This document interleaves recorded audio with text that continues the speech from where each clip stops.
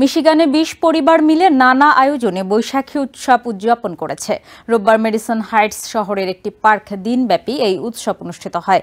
গৃহিণীদের ঘরোয়াভাবে তৈরি ইলিশ, পান্তা ভাত, রকমারি পদের ভর্তা সহ পিঠাপুলি ও বাঙালি খাবার উপভোগ করেন সবাই মিলে। পাশাপাশি খেলাধুলা, গল্প, আড্ডা ও ছবি তুলে বৈশাখী উৎসবের আনন্দ ভাগাভাগি করে নেন সবাই। বাংলাদেশি সংস্কৃতির এই আয়োজন এক আত্মিক মিলন মেলায় পরিণত হয়। পহেলা বৈশাখ যে একদম ওই সময় মতো পালন করা যাবে ওইটা সম্ভব হয়ে ওঠে না। তো আমরা যেহেতু ব্যস্ততার মাঝে আমরা সময় বের করে আমরা সবাই মিলে এখানে, এখন সামারের সময় এসছে, আমরা প্রবাসীরা সবাই যে যার মতো করে সবাই এখানে আছি। তো চেষ্টা করছি একটা আয়োজন করার জন্য। আমরা ট্রাই করছি যে বৈশাখী উৎসবটা একটু সুন্দর করে করার জন্য। নেক্সট ইয়ারে আমরা অবশ্যই এটা আরও বড় করে করার ট্রাই করব। পয়লা বৈশাখ হচ্ছে আমাদের একটা আবেগের জায়গা, এটা আমাদের সংস্কৃতি।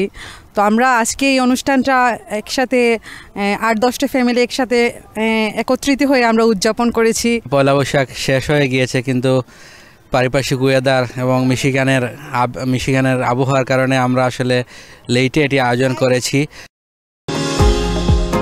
নিউ ইয়র্ক থেকে সম্প্রচারিত TVN 24 টেলিভিশন বিশ্বজুড়ে বাঙালির কণ্ঠস্বর।